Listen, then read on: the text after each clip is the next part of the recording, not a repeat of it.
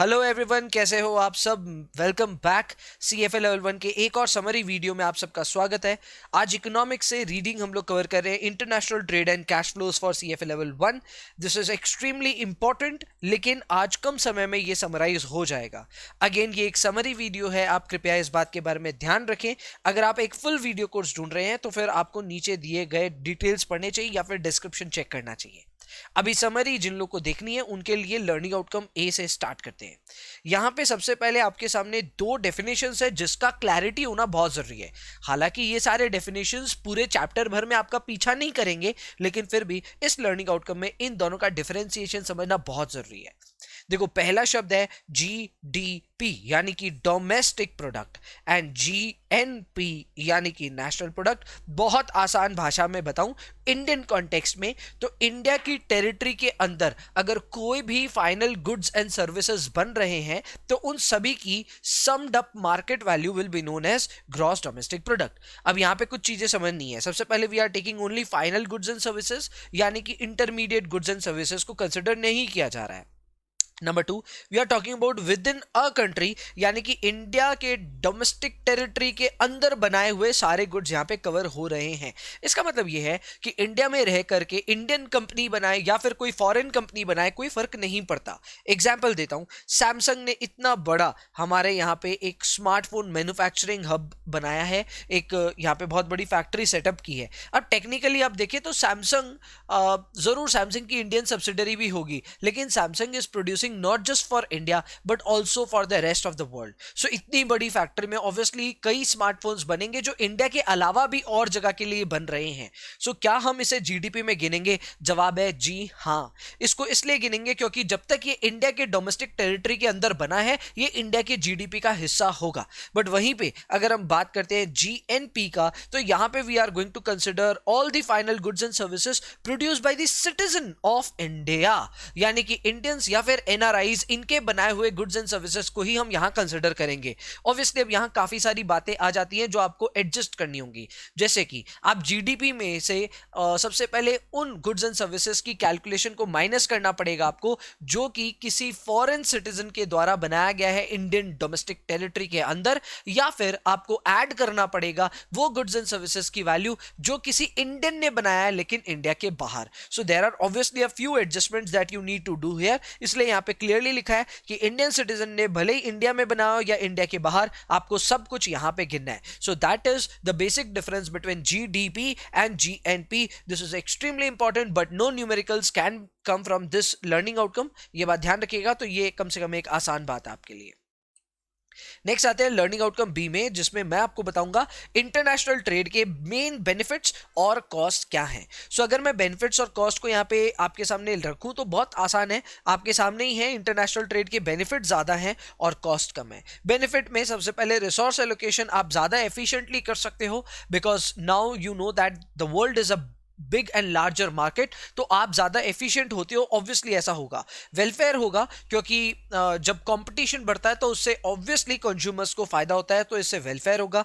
You will get access to global markets and customers, obviously that will give you a larger picture as well. Larger markets आपका wait करेंगे। As a consumer आपको larger variety of goods and services भी मिलेंगे, monopoly power कम होगा और GDP भी बढ़ेगा। ये ओवरऑल लेवल पे भी हम देखें तो इंटरनेशनल ट्रेड से ऐसा होगा। वहीं पे अगर हम कॉस्ट की बात करें तो सबसे बड़ा कॉस्ट चुकाते हैं डोमेस्टिक फर्म्स। अब ज्यादातर केसेस में डोमेस्टिक फर्म्स किसी किसी सेक्टर में ऐसे होते हैं जो इनएफिशिएंट होते हैं, and as soon as you open up international trade, इन इनएफिशिएंट डोमेस्टिक फर्म्स को ताला लगाना पड़ जाता है, and that is why these are driven out of business and this becomes our cost number 1.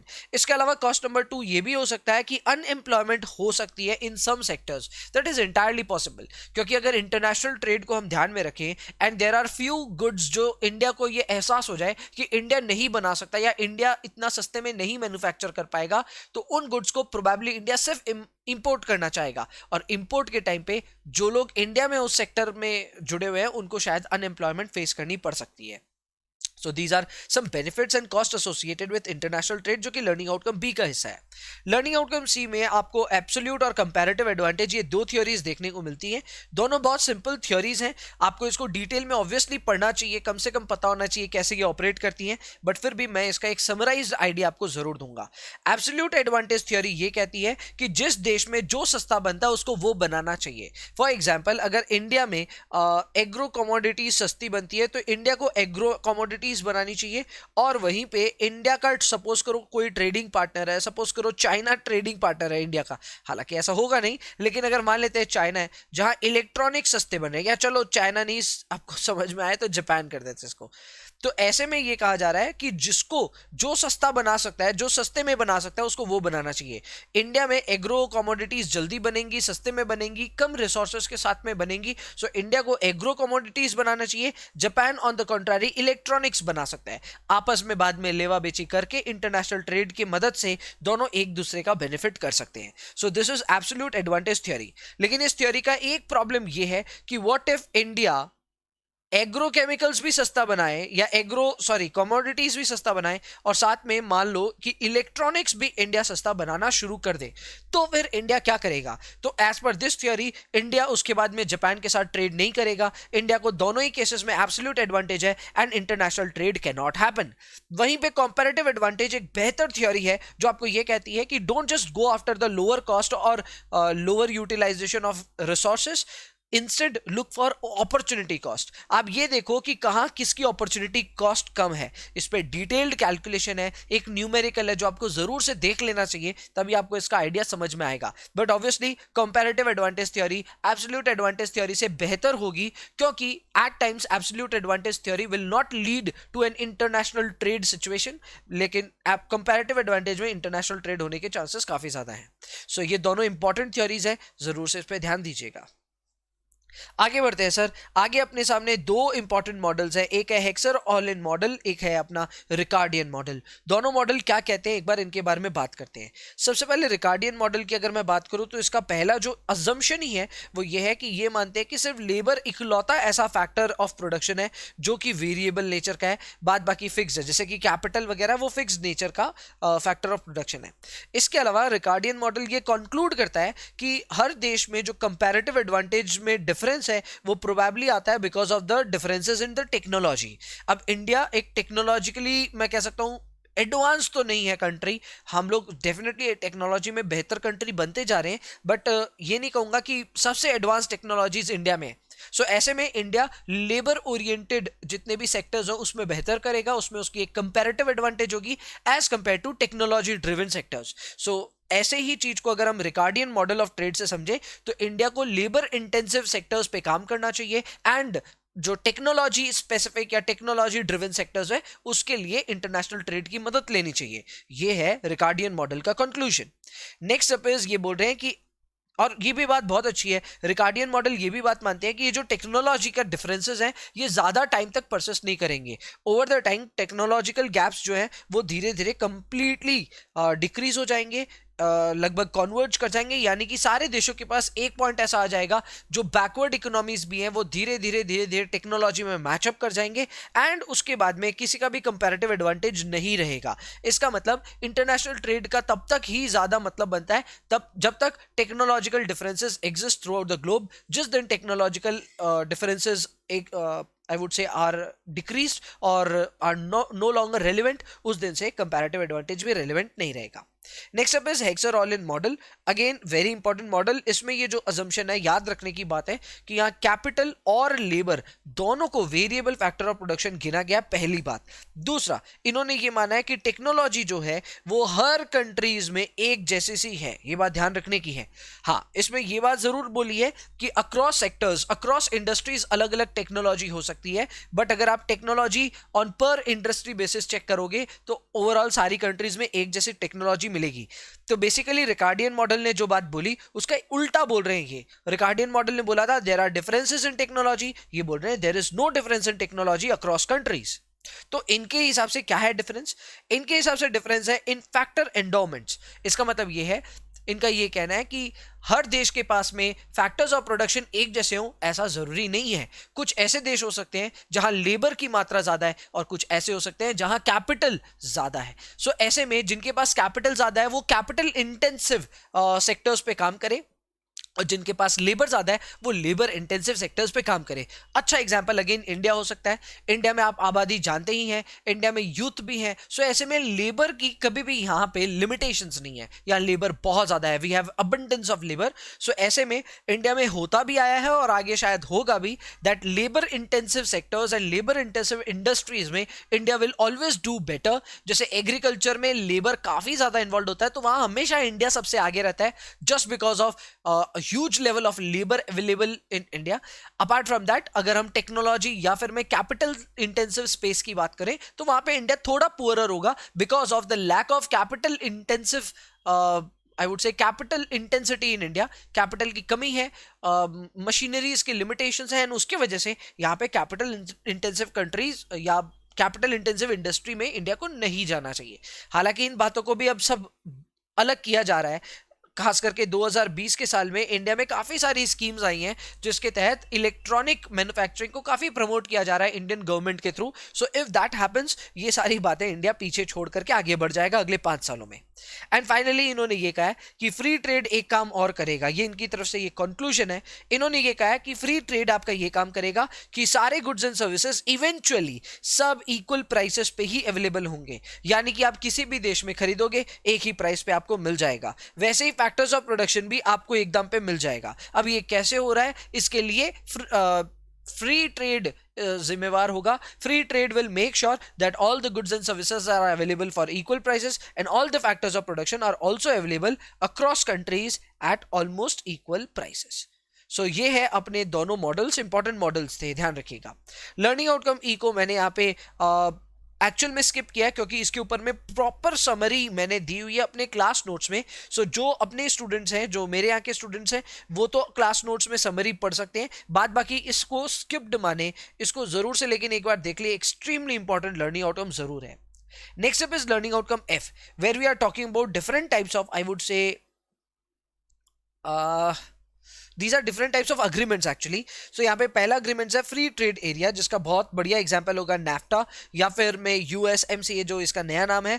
US, Mexico और कनाडा, इन तीनों के बीच में एक पैक्ट है कि ये लोग आपस में इंपोर्ट एंड एक्सपोर्ट में कोई भी रेस्ट्रिक्शंस नहीं रखेंगे। इस तरह के अग्रीमेंट को कहते हैं free trade area. Next up आता है कस्टम्स यूनियन। कस्टम्स यूनियन में ऐसा ही एक फ्री ट्रेड एरिया वाला जो कंडीशन है वो तो फुलफिल होता ही है। इसके अलावा एक एडिशनल कंडीशन ये है कि यहाँ पे जितनी भी मेंबर कंट्रीज है वो सारी नॉन मेंबर कंट्रीज के खिलाफ कुछ ट्रेड रेस्ट्रिक्शंस फॉलो करती हैं और ये ट्रेड रेस्ट्रिक्शंस सभी कॉमनली फॉलो करते हैं। This is known as customs union. Next up is common market. Again common market में जो आपका पहला पॉइंट है वो तो कस्टम्स यूनियन का है ही है। इसका मतलब कॉमन मार्केट में कस्टम यूनियन का सारा फीचर्स रहेगा। इसके अलावा एक एक्स्ट्रा फीचर क्या है? एक एक्स्ट्रा फीचर है that all the barriers to the movement of labour and capital goods among member countries are removed. इसका मतलब अभी तक जो हम सिर्फ गुड्स एंड सर्विसेज के इंपोर्ट एंड एक्सपोर्ट की फ्रीनेस की बात कर रहे थे, अब फ्रीनेस फैक्टर्स ऑफ प्रोडक्शन में भी आ जाएगी and factors of production such as labour and capital goods can move in between the member countries quite freely. तो ये भी एक इंटरेस्टिंग बात है। Next up is economic union. Economic union में पहला पॉइंट ये है कि ये कॉमन मार्केट के फीचर्स तो इसमें सारे हैं ही, फिर एक्स्ट्रा क्या है? एक्स्ट्रा ये है दैट जो मेंबर कंट्रीज हैं वो सब कॉमन इंस्टीट्यूशंस और इकोनॉमिक पॉलिसी भी बनाएंगे इस यूनियन के लिए। तो ये भी एक इंटरेस्टिंग बात है। यहाँ पे कॉमन मार्केट के सारे फीचर्स हैं and common institutions and economic policy की चर्चा है। And finally we have monetary union, जहां पे हम बात करें अबाउट इकोनॉमिक यूनियन के सारे फैक्टर्स प्लस एक एडिशनल फैक्टर ये है कि यहाँ पे एक सिंगल करेंसी के साथ में ये सारी मेंबर कंट्रीज ऑपरेट करेंगी। सो इसके कई सारे एग्जांपल्स हो सकते हैं, रियल वर्ल्ड एग्जांपल्स हो सकते हैं, आप जरूर से उनको देखते हुए चलें एंड इनमें और कई सारी बातें हैं। सो जस्ट इन केस जिनको ये वाला लर्निंग आउटकम एक बार ढंग से देखना है देख सकते हो आप, क्योंकि मैंने यहाँ समरी ऑब्वियसली एक लिमिटेड बेसिस तक समझाई है एंड समरी के तौर पे समझाई है। इस लर्निंग आउटकम को आप डेफिनेटली अंदर से देखें, डिटेल में देखें, आपका ही फायदा होगा।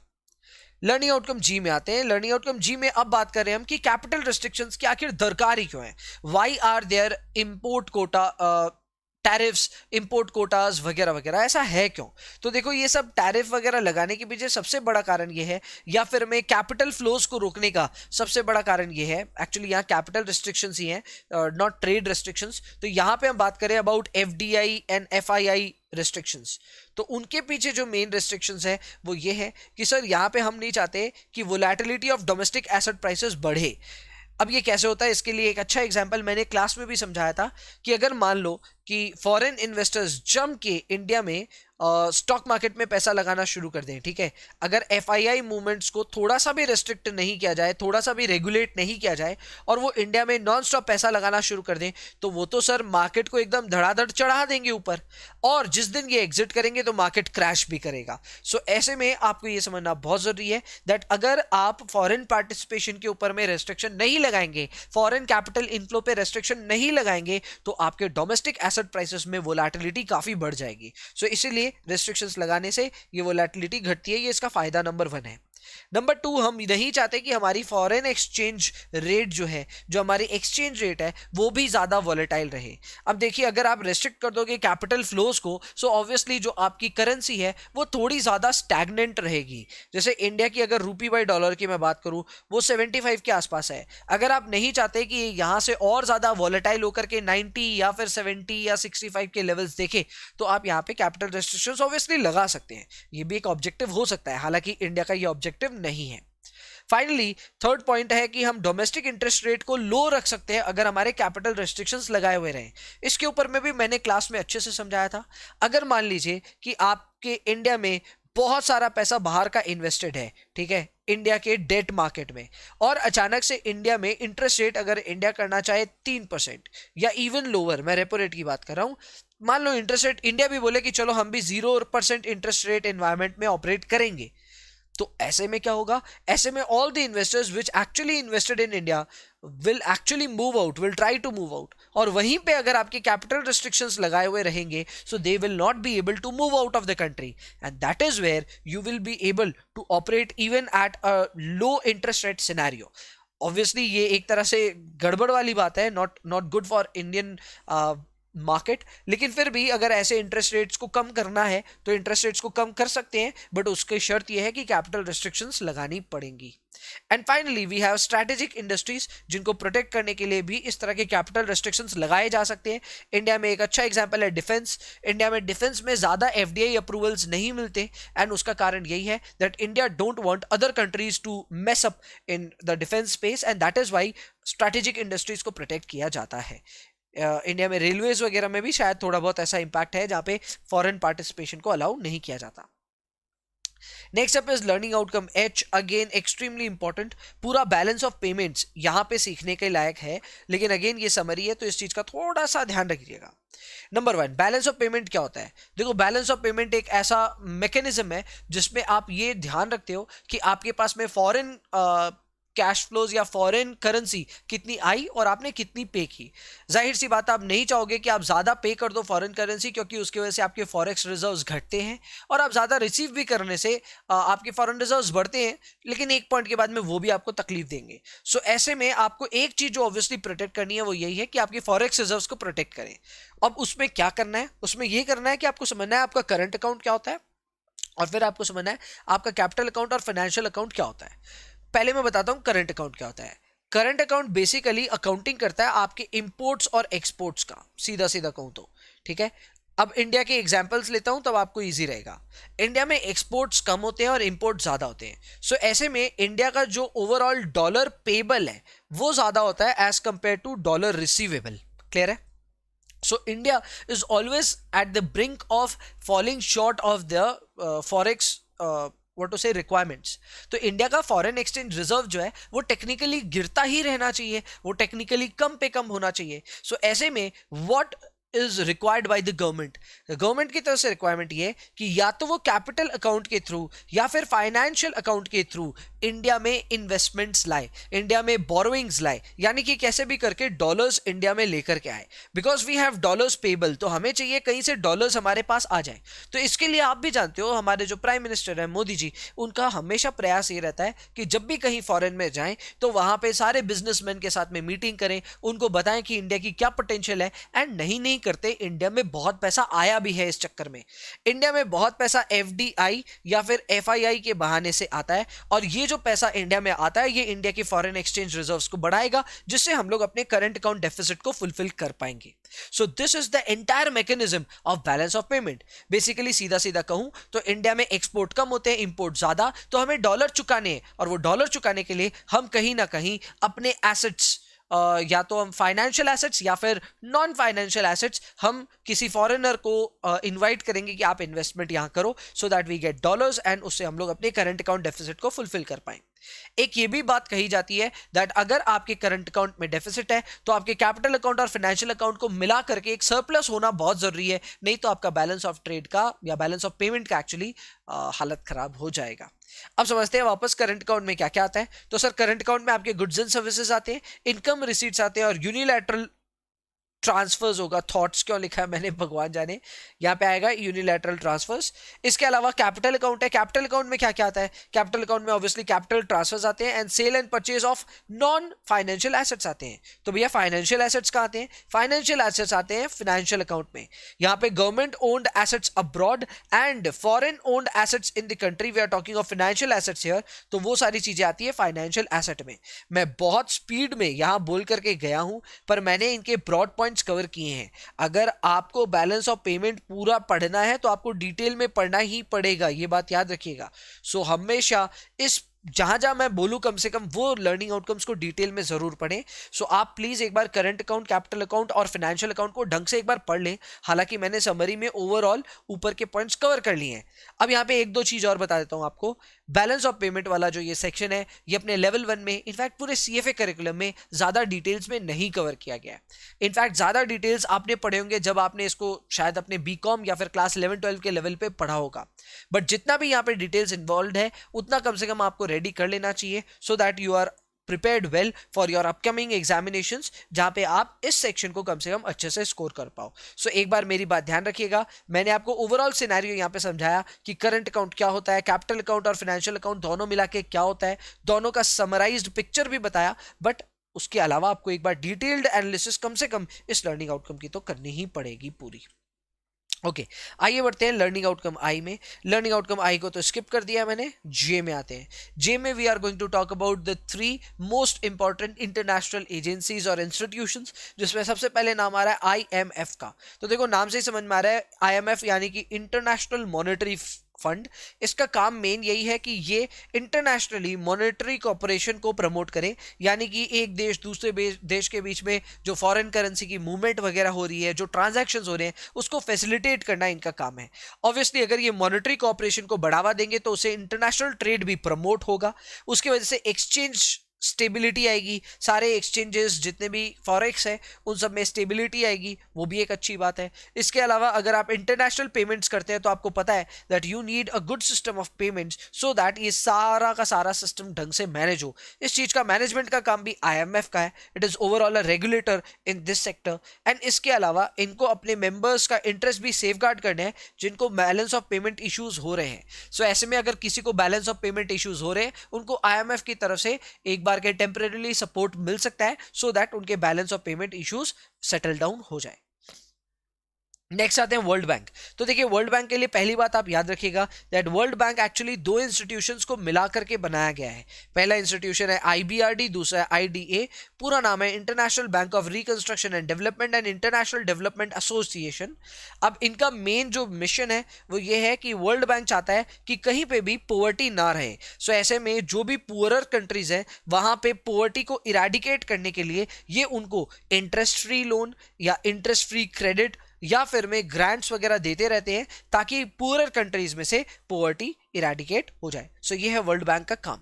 नेक्स्ट आता है डब्ल्यूटीओ। भाई out of all the 3 institutions WTO सबसे ज्यादा डेंजरस है। डब्ल्यूटीओ वर्ल्ड में ट्रेड प्रैक्टिसेस को रेगुलेट करता है और बेसिकली सारी कंट्रीज को प्रमोट करता है। ये चीज बोलता है कि आप जो ट्रेड रेस्ट्रिक्शंस है उनको आप मिनिमाइज कर दो। इन द सेंस इंडिया जो कई सारे टैरिफ्स वगैरह लगाता है, कई सारे कस्टम्स वगैरह लगाता है, उन सब चीज़ों को यहाँ पे मैं कह सकता हूँ मना करते हैं डब्ल्यूटीओ वाले। वो बोलते हैं आप अग्रीमेंट्स को ऐसे रखो कि कम से कम रेस्ट्रिक्शंस आप लगाओ अपने ट्रेडिंग पार्टनर्स के ऊपर में। सो इनका मेन फंक्शन तो यही है कि ये चाहते हैं कि ट्रेड फ्लोज बहुत स्मूथली, प्रेडिक्टेबली और फ्रीली हो, एंड कोई भी ट्रेड रेस्ट्रिक्शंस वगैरह ना लगाई जाए ओवरऑल बेसिस पे। ऊपर से ये लोग अपने मेंबर्स पे एनफोर्स भी करते हैं कि आप मल्टीलैटरल ट्रेड अग्रीमेंट साइन करो, जिसमें सारी ट्रेड पॉलिसीज वगैरह ढंग से लिखी हुई है, एंड ज़्यादातर जो majority of the world Nations हैं उनको यहाँ पे उन अग्रीमेंट्स का पालन करने के लिए कहा जाता है। बट देखो यहाँ पे कई सारे और भी इश्यूज हैं, WTO को भी मैनेज करने वाले कुछ स्पेसिफिक कंट्रीज हैं, जिसके वजह से इन अग्रीमेंट्स का पालन कर पाना हर डेवलपिंग कंट्री के लिए पॉसिबल नहीं है। सो इस कारण से WTO के ऊपर के अग्रीमेंट्स का ऐसा नहीं कहूँगा कि सारे देश पालन करते हैं, बट फिर भी इनके अग्रीमेंट्स को एक बेस बना करके ट्रेड अग्रीमेंट जरूर सेट किए जाते हैं। सो WTO का ओवरऑल काम यही है कि ट्रेड रेस्ट्रिक्शंस कम से कम करवाए और ट्रेड को स्मूथली कंडक्ट करवाए between trading Nations. So that is what WTO does. तो इस लर्निंग आउटकम में हमने IMF, वर्ल्ड बैंक और WTO के बारे में पढ़ लिया, and that marks the end of this reading. So thank you for watching this reading, and like, share and comment जैसा आप रोज करते हो जरूर करें। चैनल को सब्सक्राइब करें। डिस्क्रिप्शन पे आप फुल नोट्स के बारे में या फिर मैं फुल वीडियो कोर्स के बारे में आप जानकारी हासिल कर सकते हैं। बाद बाकी दैट्स इट। मिलते हैं नेक्स्ट वीडियो में, तब तक के लिए ध्यान रखें, पढ़ाई करते रहिए। Bye bye.